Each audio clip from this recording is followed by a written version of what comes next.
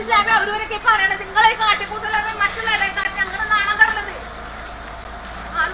പള്ളിയിലുള്ളിൽ പള്ളിനുള്ളിനെ പറ്റി എന്നാ ചെക്ക മഞ്ഞപ്പള്ളി നിങ്ങൾ അങ്ങോട്ടാക്കിയത് പള്ളിക്കുള്ളനാണ്. അത് ഞങ്ങൾക്ക് പള്ളിക്കുള്ളാണ്. പാർത്ത ഹിന്ദുക്കളുടെ അമ്പലങ്ങളിൽ കയറി എന്തും ചെയ്യാം, എന്തും കാണിക്കാം, ആരും ചോദിക്കുകയില്ല, പറയുകയില്ല. നമ്മൾ ഈ കുറച്ച് ദിവസങ്ങൾക്ക് മുൻപ് കണ്ടതാണ് കണ്ണൂർ വളപട്ടണം കളരിവാതിൽക്കൽ ക്ഷേത്രത്തിൽ മുസ്ലിം സ്ത്രീകളടക്കം ക്ഷേത്രത്തിൻ്റെ നട അടച്ച സമയത്ത് ക്ഷേത്രത്തിനുള്ളിൽ കയറി മീറ്റിംഗ് നടത്തി. കമ്മിറ്റിക്കാർ പോലും അറിഞ്ഞില്ല. അതൊന്നും ഇവിടെ ചോദ്യം ചെയ്യാനോ വാർത്തകളിൽ വരാനോ ഇവിടെ ആരുമില്ല. പക്ഷേ ഈ മുസ്ലിം പള്ളിയുടെ അടുത്തുകൂടെയോ നിസ്കരിക്കുന്ന സ്ഥലത്തുകൂടിയോ ഏതെങ്കിലും ഹിന്ദു അതിൻ്റെ ആചാരപ്രകാരം ഒന്ന് പോയാൽ പിന്നെ അവൻ്റെ കാര്യം സ്വാഹ അല്ലേ? അതായത് കേരളത്തിലെ മതേതരത്വം തെളിയിക്കാൻ വേണ്ടി കഷ്ടപ്പെടുന്ന കുറേയധികം ആളുകളുണ്ട്. അപ്പോൾ അത്തരത്തിൽ മതേതരത്വം തെളിയിക്കാൻ പോകുന്ന ആളുകൾ പറയേണ്ട, അതായത് ഏറ്റവും പ്രധാനമായി അല്ലെങ്കിൽ ഏറ്റവും പ്രാഥമികമായി മറുപടി പറയേണ്ട ഒരു വിഷയമാണിത്. നിങ്ങൾ ഇങ്ങനെ മതേതരത്വം തെളിയിക്കാൻ നടക്കുന്നതിനിടയിൽ നടന്ന ചില സംഭവങ്ങൾ നിങ്ങൾ അറിയുന്നുണ്ടോ എന്നുള്ളതാണ് ആ വീഡിയോ ആണ് നമ്മളിപ്പോൾ കാണിക്കാൻ പോകുന്നത്. അതെ അതെ അതാണ്. അവരൊക്കെ പറയണത് നിങ്ങളെ കാട്ടിക്കൂട്ടലാണ് മറ്റുള്ള ഞങ്ങൾ നാണം കടന്നത്. പള്ളിനുള്ളിൽ പള്ളിനുള്ളിനെ പറ്റി എന്നാ ചെക്ക മഞ്ഞപ്പള്ളി നിങ്ങൾ അങ്ങോട്ടാക്കിയത് പള്ളിക്കുള്ളനാണ്. അത് ഞങ്ങൾക്ക് പള്ളിക്കുള്ളാണ്. എന്താ വിചാരിച്ച്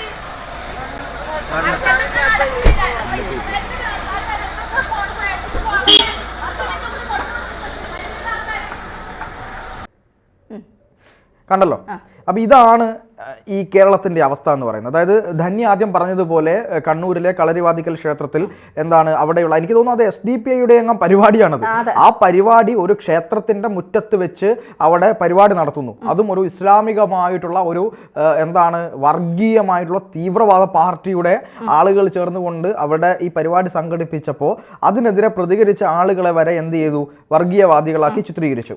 നേരെ തിരിച്ച് ഇപ്പുറത്ത് അതിനു മുമ്പ് ഈ കേരളത്തിൽ പല തരത്തിലുള്ള മതേതരത്വ പ്രോഗ്രാംസുകളുണ്ട്. അതായത് സ്പോൺസേഡ് മതേതരത്വങ്ങൾ തെളിയിക്കുന്ന ആൾക്കാരുണ്ട്.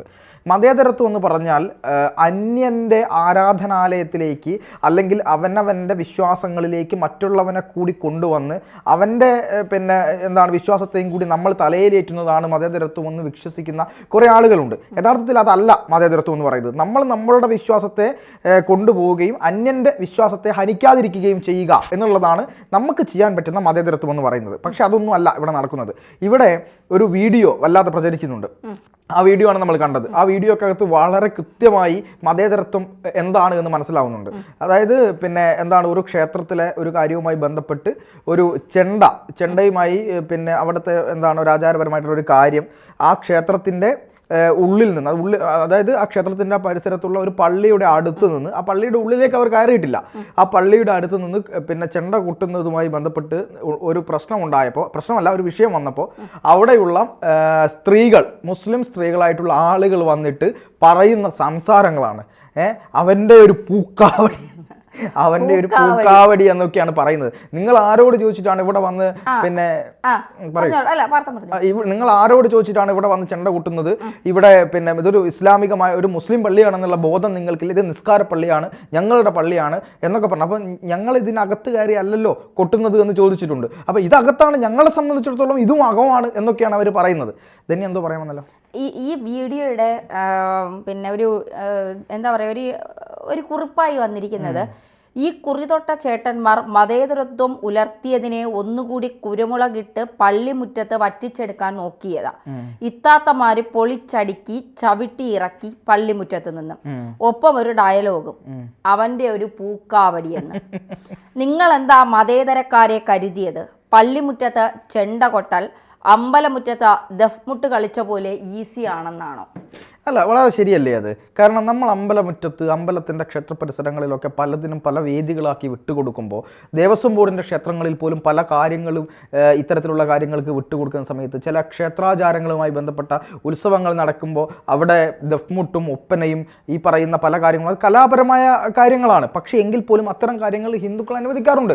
അവിടെ വലിയ വിഷയങ്ങളൊന്നും ഉണ്ടാവാറില്ല. പക്ഷേ ഈ നമ്മൾ മതേതരത്വം ഒന്ന് കാണിക്കാൻ വേണ്ടി ആ പള്ളിയുടെ അടുത്ത് പോയി ഒന്ന് ചെണ്ട കൊട്ടി, ആ ചെണ്ട കൊട്ടിയതോടുകൂടി മതിയായി, നിർത്തിപ്പോയിനിടെ എന്നാണ് പറഞ്ഞത്. നിങ്ങളുടെ ഒരിടപാടും ഇവിടെ വേണ്ട, ഇവിടെ ഞങ്ങൾ നിസ്കരിക്കുന്ന പള്ളിയാണ്, അതുകൊണ്ട് തന്നെ ഇവിടെ നിങ്ങളുടെ ഇടപാടുകളൊന്നും വേണ്ട എന്ന് പറഞ്ഞുകൊണ്ട് ആട്ടിയിറക്കുന്ന ഒരു വീഡിയോ ആണ് ഇവിടെ പ്രചരിച്ചുകൊണ്ടിരിക്കുന്നത്.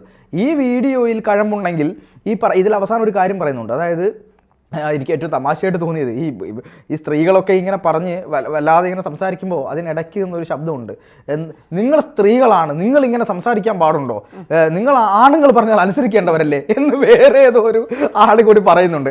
അതിനകത്തും വേറെ ഒരു രാഷ്ട്രീയമുണ്ട്. അതായത് നിങ്ങളെപ്പോഴും ഈ പറയുന്ന പർദ്ദയ്ക്കുള്ളിൽ തന്നെ നിൽക്കേണ്ട ആളുകളാണ്, നിങ്ങൾ എങ്ങോട്ടാണ് ഈ ചാടി പോകുന്നത് എന്നൊരു ചോദ്യം വേറൊരു ഭാഗത്തുണ്ട്. അത് അവർ ചിന്തിച്ചോട്ടെ, ഞാൻ പറഞ്ഞതെന്ന് മാത്രമേ ഉള്ളൂ. പക്ഷേ ഇങ്ങനെ മതേതരത്വം കാത്തു സൂക്ഷിക്കേണ്ട, മതേതരത്വത്തിന് വേണ്ടി അവിടെ ഒന്ന് പോയി ഞങ്ങൾ നിങ്ങളെ കൂടി ഒന്ന് സന്തോഷിപ്പിച്ചേക്കാമെന്ന് പറഞ്ഞു പോയ ചേട്ടന്മാർക്ക് വയറ് നിറച്ച് കിട്ടി എന്നുള്ളത് തന്നെയാണ് നമ്മൾ ഇതിലൂടെ മനസ്സിലാക്കേണ്ടത്. കേരളത്തിൻ്റെ കാഴ്ചപ്പാടിൽ ഹിന്ദുവിൻ്റെ നെഞ്ചത്ത് കയറിയുള്ള എല്ലാ ഉത്സവങ്ങളും എല്ലാ ആഘോഷങ്ങളും എല്ലാ മതേതരത്വങ്ങളും മതേതരത്വമാണ്. അതിലൊരു പ്രശ്നവുമില്ല. നമ്മളിപ്പോൾ എന്താണ്, നമ്മൾ ഇപ്പോൾ ക്രിസ്മസിന് നമ്മൾ ക്രിസ്മസ് സ്റ്റാർ തൂക്കുന്നുണ്ട്, അതിൽ നമ്മൾ എന്തെങ്കിലും പ്രശ്നം കാണാറുണ്ടോ? ഈ നോമ്പിന് പിന്നെ ഈ പറയുന്ന നോമ്പും അതുപോലെ തന്നെ ആഘോഷങ്ങളെല്ലാം നമ്മൾ ഒരുമിച്ചെടുക്കാറുണ്ട്. പക്ഷേ ഏതെങ്കിലും ഒരു ചില ആളുകളുടെ, അതല്ല ഞാൻ ഒരു മതവിഭാഗം ഒന്നും പറയുന്നില്ല, ഇവിടെ ക്രിസ്ത്യാനികളും ഹിന്ദുക്കളും തൂക്കുന്നത് പോലെയൊക്കെ സ്റ്റാർ തൂക്കാത്ത ആളുകളുണ്ട് ഇവിടെ. സ്റ്റാറിന്റെ കാര്യം പറയാം, നമ്മൾ എന്തിനു പറയുന്നത്, പണ്ട് നമ്മൾ സ്കൂളിൽ പഠിക്കുമ്പോൾ അമ്പലങ്ങളിലൊക്കെ പൊങ്കാലായിട്ടിട്ട് നിവേദ്യം ഇട്ടിട്ട് നമ്മൾ കൊണ്ടു കൊടുക്കാറുണ്ട്. സത്യത്തിൽ മുസ്ലിം കുട്ടികൾ അത് കഴിക്കില്ല. നമ്മളോട് പറയുന്നത് ഇത് വീട്ടിൽ ഇത് കഴിക്കരുത് എന്ന് പറഞ്ഞിട്ടുണ്ട്, ഞങ്ങൾക്ക് ഇങ്ങനത്തെ ഇതൊന്നും കഴിക്കാൻ പാടില്ല. പക്ഷെ അവർ കൊണ്ടുവരുന്ന ഫുഡൊക്കെ ഹിന്ദുക്കളാണെങ്കിലും ക്രിസ്ത്യാനികളാണെങ്കിലും നമ്മൾ ഇത്തരം കാര്യങ്ങൾ ആചാരപരമായുള്ള കാര്യങ്ങളൊക്കെ ആണെങ്കിലും ഞങ്ങളത് ഇപ്പോൾ മുസ്ലിം പള്ളിയിൽ പുറമേ കണ്ടാൽ നമ്മളൊന്ന് തൊഴും. പക്ഷേ ഹിന്ദുക്കളാരും നമ്മുടെ അമ്പലം കണ്ടാൽ തൊഴുവോ ഇല്ല. ഹിന്ദുവിനൊരു പ്രത്യേകതയുണ്ട്, അവൻ എല്ലാ മതത്തെയും, എല്ലാ ഹിന്ദുക്കളെയും അല്ല ഞാൻ പറയുന്നത്, ഒരു വിഭാഗം ഹിന്ദുക്കൾ എല്ലാ മതത്തെയും ഒരുപോലെ കാണുന്നവരാണ്. പള്ളിയിലും അമ്പലങ്ങളിലും ആണ്, മോസ്കിലും ഒക്കെ പോകുന്നത്. ഞങ്ങളുടെ തിരുവനന്തപുരത്ത് ഒരു വെട്ടുകാട് പള്ളിയുണ്ട്. എനിക്ക് തോന്നുന്നത് ക്രിസ്ത്യൻസിനെക്കാളിലും ഏറ്റവും കൂടുതൽ അവിടെ വരുന്നത് ഹിന്ദുക്കളാണ്. ഏറ്റവും കൂടുതൽ വിശ്വാസികളും ഹിന്ദുക്കളാണെന്ന് തോന്നുന്നു. കാരണം അത്രത്തോളം വിശ്വാസ്യതയാണ് വെട്ടുകാട് പള്ളി എന്ന് പറയുന്നത്. അതുപോലെ ഭീമാവള്ളിയിലൊക്കെ ഭയങ്കര വിശ്വാസമാണ് ഹിന്ദുക്കൾക്കും ഒക്കെ. അപ്പോൾ ഒരു വലിയ വിഭാഗത്തിന് ജാതിയും മതവും ഒന്നും ഒരു പ്രശ്നമേ അല്ല എന്നുള്ളതാണ്. ആ പള്ളിയുടെ മുന്നിൽ കൂടി ഒരു ചെണ്ട കൊട്ടിക്കൊണ്ട് പോയെന്നും പറഞ്ഞാൽ ആ പള്ളിയിലിരിക്കുന്ന പ്രവാചകനോ ആ പള്ളിക്കോ ഒന്നും സംഭവിക്കാൻ പോകുന്നില്ല. ഇതുപോലെ അമ്പലങ്ങളുടെ മുന്നിൽ ഈ പറയുന്നത് പോലെ ദഫ് മുട്ടായാലും അല്ലെങ്കിൽ ഒരു പിന്നെ മുസ്ലിംസിൻ്റെ ഒരു പരിപാടിക്ക് ഒരു സ്ഥലം അമ്പലത്തിൻ്റെ ഒരു ഭാഗം കൊടുത്താലും അല്ലെങ്കിൽ പല പിന്നെ മുസ്ലിംസിൻ്റെ പല പരിപാടികളിലെ അമ്പലങ്ങളും കൂടി സഹകരിച്ചുകൊണ്ട് നടത്തുന്ന പല സ്ഥലങ്ങളുമുണ്ട്. അപ്പോൾ ഇത്തരത്തിലൊക്കെ മനുഷ്യൻ ഒന്നായി പോകുന്നിടത്താണ് ഒരു പള്ളിയുടെ മുറ്റത്ത് കൂടി, നിസ്കാര പള്ളിയുടെ മുറ്റത്ത് കൂടി ചെണ്ട കൊട്ടിക്കൊണ്ടൊരു ഹിന്ദു വിഭാഗത്തിലെ കുറച്ചു പേർ പോയെന്ന് കരുതി ഞങ്ങളുടെ മതത്തെ അത് പ്രശ്നമാക്കി, ഞങ്ങളുടെ മതത്തെ അത് അപമാനിക്കുന്നത് പോലെയാണ്. ഈ കോമ്പൗണ്ടിൽ പോലും നിങ്ങൾ കയറാൻ അർഹരല്ല എന്നൊക്കെ പറഞ്ഞുകൊണ്ട് സ്ത്രീകൾ തന്നെ രംഗത്തിറങ്ങുമ്പോൾ ഇവരുടെയൊക്കെ കുടുംബത്തിൽ വളരുന്ന കുട്ടികളുടെ ഒരു മാനസികാവസ്ഥ എന്താണെന്നാൽ ഇത് കേട്ടുകൊണ്ട് നിൽക്കുന്ന വളർന്നു വരുന്ന കുട്ടികൾ, അതായത് ബോധം ഉദിച്ചു വരുന്ന കുട്ടികളുടെയൊക്കെ ഒരു അവസ്ഥ നമ്മളൊന്ന് ചിന്തിച്ചു. അവരുടെ മനസ്സിൽ ഈ വിഷമല്ലേ കുത്തിക്കയറുന്നത്? അതെ, തീർച്ചയായും. നിങ്ങൾ സ്റ്റാർ തൂക്കരുത്, നിങ്ങൾ മകരനക്ഷത്രമാണ് തൂക്കേണ്ടത് എന്ന് പറഞ്ഞതിനോട് വിയോജിച്ച ഒരാളാണ് ഞാൻ. അവിടെ ക്രിസ്ത്യാനിയുടെ സ്റ്റാർ ആയാലും ഇപ്പോൾ പള്ളിയിൽ പോകുന്ന ഒരാളാണ് ഞാൻ. അതുപോലെ തന്നെ ക്ഷേത്രങ്ങളിൽ ഞാൻ പോകാറുണ്ട്. ദൈവത്തിന് അങ്ങനെ പ്രത്യേക ഒരു ഭിന്നതയൊന്നുമില്ല എന്ന് വിശ്വസിക്കുന്ന ഒരാളാണ്. അത് തന്നെയാണ് ഹൈന്ദവയമായ സനാതനമായ ധർമ്മം പഠിപ്പിക്കുന്നത്. പക്ഷേ ഇതിനൊക്കെ നമ്മൾ ചെയ്യുമ്പോഴും വേറെ തിരിച്ച് ഇടുങ്ങിയ മനസ്സ് വെച്ചുകൊണ്ട്, ഇടുങ്ങിയ ചിന്താഗതികൾ വെച്ചുകൊണ്ട് ഒരു പ്രത്യേക തരത്തിലുള്ള ആളുകൾ ഈ കാര്യങ്ങളൊക്കെ ചെയ്യുമ്പോൾ അത് ഹിന്ദുവിൻ്റെ മതേതരത്വം മാത്രം ഊട്ടിയുറപ്പിക്കാനുള്ളതാണ് എന്നും മറ്റവൻ്റെ ഈ മതേതരത്വത്തിനൂടെ പ്രസക്തിയില്ല എന്നുമാണ് നമ്മൾ മനസ്സിലാക്കേണ്ടത്. ഈ പറയുന്ന പോലെ ഓണത്തിന് പൂക്കളമിടുന്ന എത്ര പൂക്കളമിടുന്ന ഇസ്ലാം മതവിശ്വാസികളായിട്ടുള്ള ആളുകളുണ്ട് എന്നുള്ളത് നമ്മൾ ചിന്തിക്കണം.